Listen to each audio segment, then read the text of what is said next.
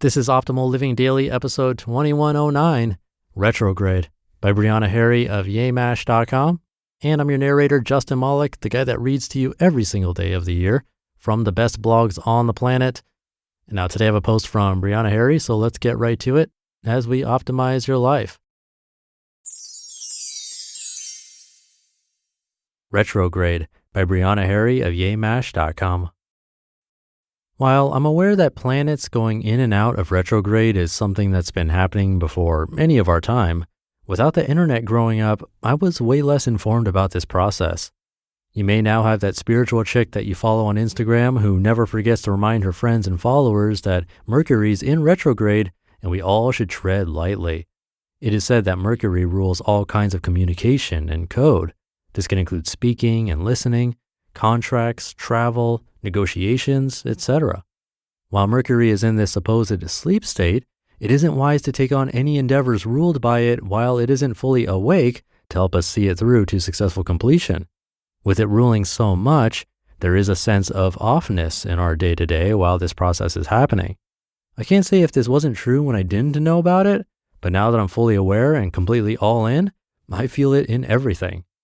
The retrograde period this July is exceptionally strange. My overall feeling is off, and I have been having a hard time doing anything, let alone getting anything done. Everything feels like a bit of a struggle. I haven't really been in the mood to talk to anyone, so I've been spending a lot of time alone. I still haven't been able to get myself to properly clean my apartment, no matter how much I want to. Even emotionally, I've been feeling very unbalanced and constantly questioning my value all of a sudden.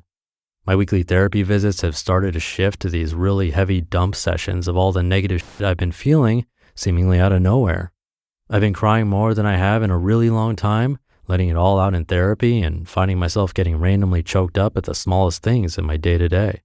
This, I continue to say, was a wild Mercury retrograde. I said it over and over again, sometimes with a laugh, a smile and a head shake that said, "Whew, only a couple more weeks of this." Until one day this past week, as I sat in silence, a question appeared in my mind. Am I depressed?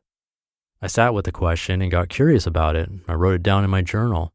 I started to think of the times in my teens when I was labeled depressed. I haven't called myself by that diagnosis since then. I thought about my behavior then, the way I would retreat on my own, fearing that I had nothing of value to say to others, the way I would let my room get junkier and junkier, some in my home thinking I was just lazy, but really at times I just couldn't fix it. The negative thoughts and self-talk that crept in and out constantly. The "you're not good enough" and "who even cares" thoughts. As I remembered it all, I was able to see the similarities in my current behavior. The difference, I think, is in the lack of what I perceive as sadness. When I was a teen, I was without a doubt pretty sad in those moments. Now with all of my meditating and processing emotions in what I believe to be a healthy way, it's like that sadness isn't there.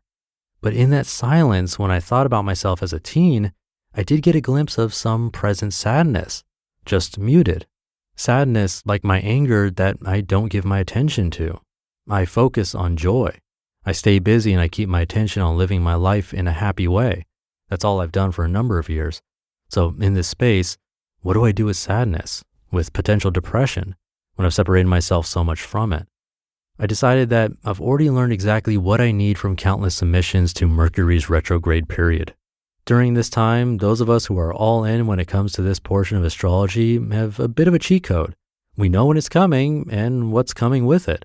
As we get into it, we brace ourselves and nearly force ourselves into a presence. We are hyper aware of its effects on us and those around us. We see it as it happens and we have a name for it and we don't judge it. It just is what it is. And best of all, we know it won't last forever. That gave me the thought that I can allow spurts of depression and even moment-to-moment sadness and anger to come in. I can experience it fully, not blame myself for it, not judge it, and work with it for the temporary time that it's present in my life. I can extend compassion to myself and still guide myself into the places where I know I'll find joy when I need it most. During the retrograde, we are careful and deliberate, fully aware and experiencing its effects. The best of us can do this without committing to suffering. Therefore, I know that I can experience all things in my life for the sake of continuing to know and grow, even when that growth hurts. While I can accept that hurt for what it is, I don't have to call it suffering. For every moment that I'm more aware and more in tune with who I am, I think I can call it a gift. You just listened to the post titled Retrograde by Briana Harry of YeMash.com. All right, another short ending for the weekend, but I'm sure I'll be back tomorrow with commentary for Minimalist Monday. So with that, have a great rest of your weekend if you're listening in real time, and I'll see you tomorrow, where optimal life awaits.